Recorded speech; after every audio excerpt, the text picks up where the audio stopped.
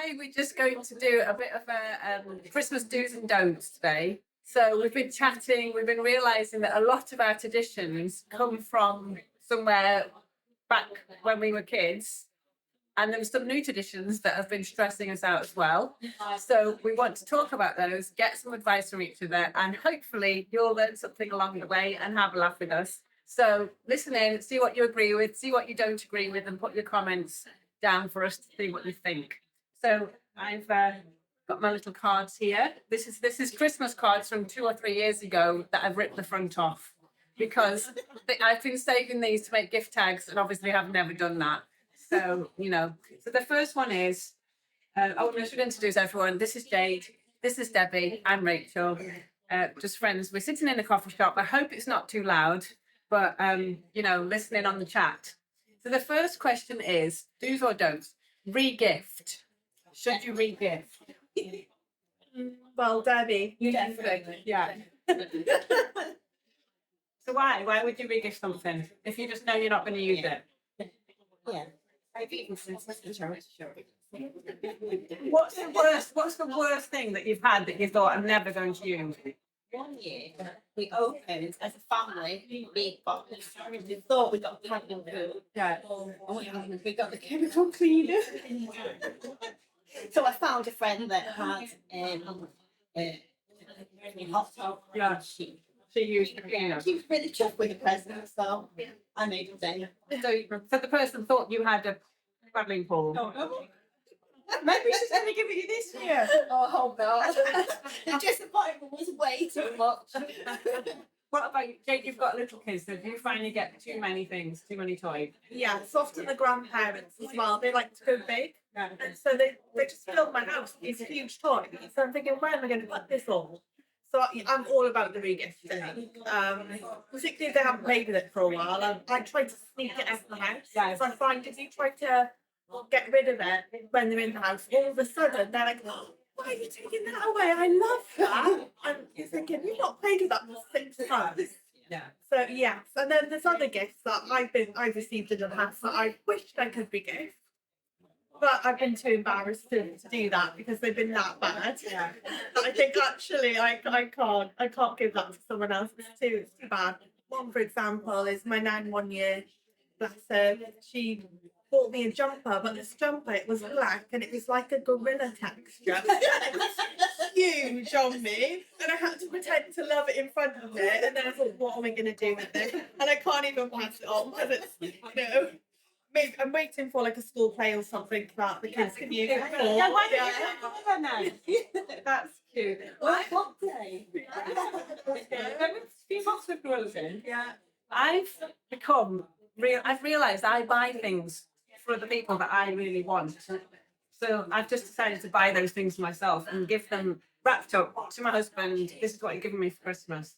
Which sounds really I was bad. going to say, doesn't that like It's really unromantic. yeah, surprise away? But I think having been married this long, you just get to that point. Yeah. But also, like I love Snoopy and Charlie Brown. Like I really, really love. Okay, so I went and bought cards, gift cards, the gift tags with all that on. And then I thought, but I want this, and I'm about to give these away. And I've spent loads on all this stuff, and it's not even Christmas presents, it's all the trappings of Christmas stuff. Yeah. So I just decided, that's stupid, I'm going to just save a few and take it all back. So I wasn't embarrassed to go back to TK Maxx with all my wrapping paper, gift tags, all that, and Brambley Hedge. You have Brambley Hedge, those books. So I bought My time, sorry. well, I should have given them to you. You would have liked it. It's like tiny little mice, things dressed up, and it's cute storybooks. But they were the Christmas cards, and it's only actually my mum and me who would appreciate these. So I decided 12 Brambley Head Christmas cards wasn't necessary. Took them back. So yeah, we're trying to be more wise this year, not buy all that kind of stuff. And talking about being wise, what's the next one? Elf on the Shelf. Do you do Elf on the Shelf? Now, obviously, I have 2 young children, and I've been fortunate enough not to have to do Elf on the Shelf yet. Yeah. We do have an Elf on the Shelf that the grandparents bought 1 year, but they weren't interested in it then, so I've hidden it, and I'm hoping to get through another year without having to use it. I mean, it's such a weird tradition. So it's just come up about as a tradition. If you don't know what Elf on the Shelf is, it's basically a cute little elf that you buy very cheaply at pound shops and stuff. And they always look the same as sort of 1950s style Christmas, aren't they? Yeah. And it's meant to be on your shelf. It's meant to every day have done something a bit mischievous. So like spilt cereal, or it's unrolled all the toilet roll or something. And then the kids are meant to come down, see it, and be like, oh, look what the elf's done. And the idea is that the elf is watching you. So the elf is like reporting back to Santa, like a mini CCTV in your house, which I have never signed permission for, so I will not have that in my house.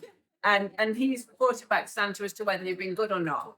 So I agree. I don't like the tradition, and I would rather not do it. But you're the one who's going to have to deal with it more because you've got younger kids. My children were a bit older by the time it came out, and what bothered me was my 10-year-old a few years ago I was getting messages from the parents saying, like, can you please just stop letting him tell the kids that you don't believe in Elf on the Shelf? And I didn't even realise it was a thing you had to pretend to believe in. But they were really upset with us because we were spoiling the fun. So it was like, I want to not spoil the fun, but I don't want to do this because I have enough mess to clean up generally in my house. Yeah. Rather than making a mess and cleaning it up every day on behalf of the elf. I have. My children are all teenagers, so we bypass that totally. But I did actually quite enjoy watching people's, like on Instagram, the mess that they made, and I was cleaning it up. So I did really enjoy it. That would be really creative. Yeah, Think of something back for the television or things like that. Yeah. Really It definitely adds to the fun in Christmas, doesn't it? And it kind of builds up that expectation. But then obviously the negative side is it reinforcing toxic ideas of, naughty or nice. Yeah. Exactly. Only the good kids get the presents, naughty kids don't, and all of that kind of thing. So it can be tricky. Yeah. It's trying to get kids not to feel like they're the ones who are going to miss out because they're the ones who've made a mess of something at school or done something bad. And so, I think overall, I would say no to it. But then maybe if I had kids that were younger, I'd go for it. Because I have done some stupid traditions that I then wish I didn't do.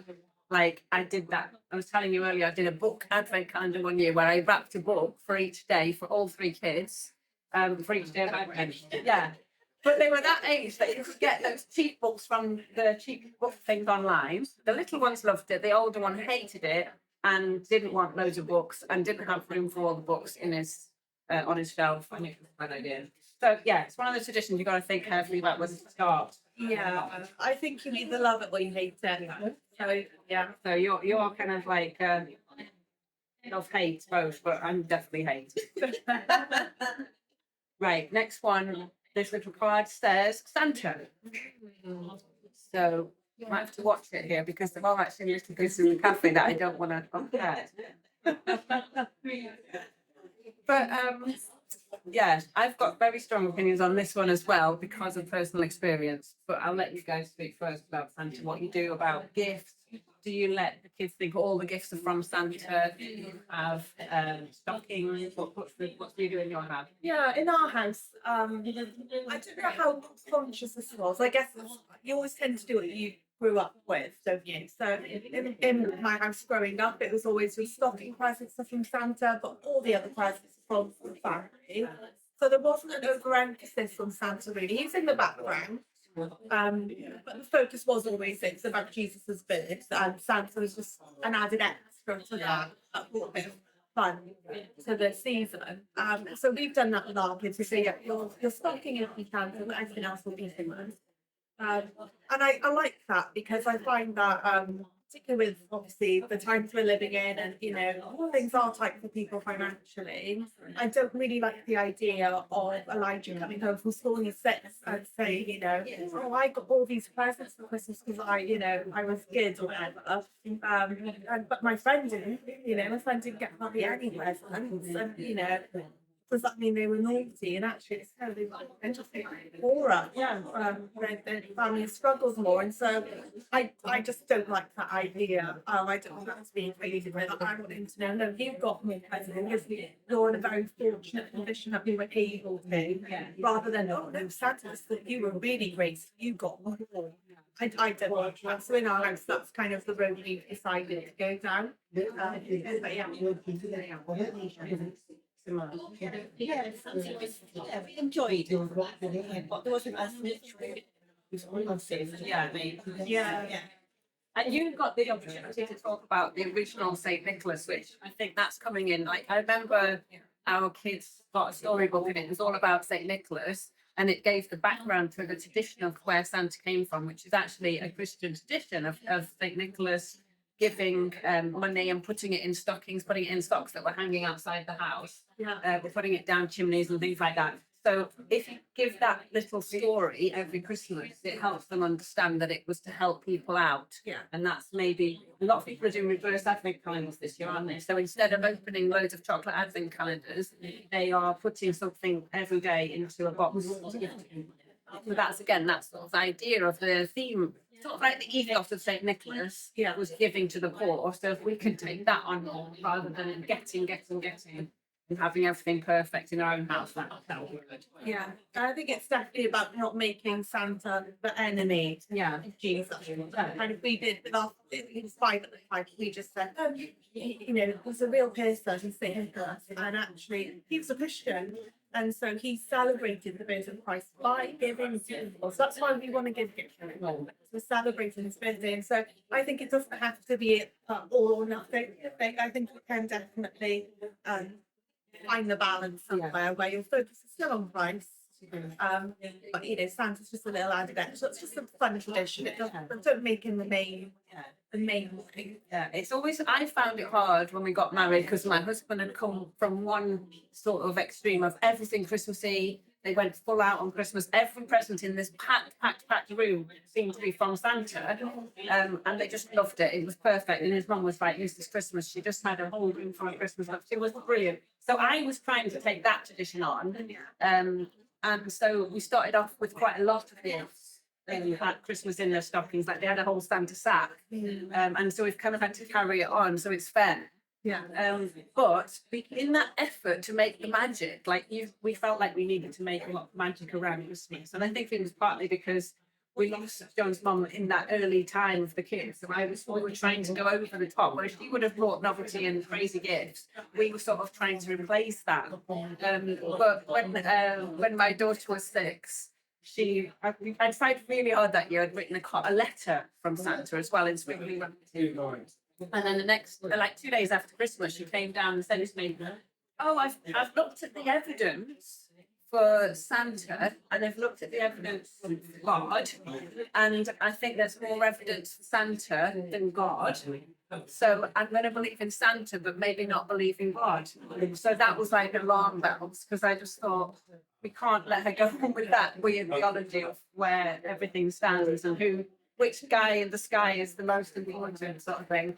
So we kind of had to tell her, and it was fine, and she was relieved because she was worried about things like being good enough and kids in Africa not getting toys and things like that. So now we do it as it's a nice thing, and it helps people to magic of Christmas around the whole community. It's nice. But we don't push it anymore. Yeah, I think no, it is nice. It's a nice tradition. You've got to enjoy it. Yeah.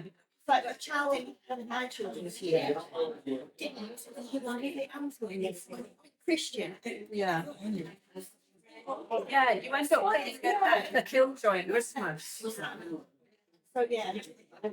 And seeing people like that makes you feel like, no, I am going to do it. Yeah. So I feel it's a journey, and having got kids older, I now look back at what I did and maybe don't know if I did the right thing. But if I hadn't done it, I might not have got to where I was. So I don't want to be the person who tells people what to do. It's more just have a think about it and have a think about how it's going to impact, and always try and elevate the good news of Christmas, as we believe it as, the nativity and vigilance is, elevate it more and see how that goes. But you're never going to predict what your kids are going to come out of age to. Okay, last one for now is giant turkey. And I put this on there because this is a struggle for me. Giant turkey again. I sound like a right scream. So, what about Christmas dinner for you, Jade? It's very relaxing for me because I have a husband who doesn't love cooking. So that's one of those people. I'm sorry, but yeah, he absolutely loves doing the Christmas dinner. He's really good at doing roast dinners anyway. So I just leave him to it, really. And after him when it's ready. So yeah, that's basically my experience of it. So he's happy to do a big joint. Yeah, To do a roast he dinner. loves it. He looks into all different like ways of doing things, how you sear it, how you marinate. Like he loves all of that. So yeah, I just leave him to it. Well, what about you, Devin? I'm a good child. My mum has the illness every Christmas. I can never remember when I put things in or what I do. You know, I make some meals quite often. It's just a pressure. And I always get turkey brown. Yeah. Oh, they No, all the bits of meat and all the bits of the dark meat that nobody really wants. Yeah. So I go even worse than that. I buy a little frozen joint, like a turkey joint for 5 or 6 people. If there's no one coming, I will make more of an effort if we have guests. Yeah. But I do have an irrational fear of joints and meat. I just left it all, but like guts and everything. But I just worry I'm going to ruin it. It's so expensive to buy a nice thing of meat. And I just worry it's not going to be cooked and we're all going to be ill, or it's going to dry out. So as long as all the other bits are good. So for me, it's like, which bits of Christmas Day are going to are ruining it for me? And that's one of them. Trying to make a turkey that's going to go in at 6 a.m. Is it defrosted? Is it not defrosted? All that stuff. So, and then once we did do a roast dinner that cooked till 5 p.m. because it was a frozen turkey. This is when we lived in Canada. That had a pop. It was meant to pop when it was done, but it never popped. So I was like, it's still obviously not done. Yeah, so we were waiting for this roast dinner. And it was fine, it was drying out, so there was a fault with the popping mechanism. It was called a butterball turkey. So don't buy one of them, don't worry. If ever you go to live in Norway. Right, so basically, whatever you think goes is the answer, I think. Yeah. Maybe have a bit of a discussion about traditions early on if you've just got married or if you're living in a family that have different opinions, just to help solve any little niggles or anything. But we hope you have a lovely Christmas. Thanks for listening to us babbling on about Christmas. And I hope you've been able to hear us over the noise of the busy cafe. Enjoy the rest of the video and we'll see you sometime soon.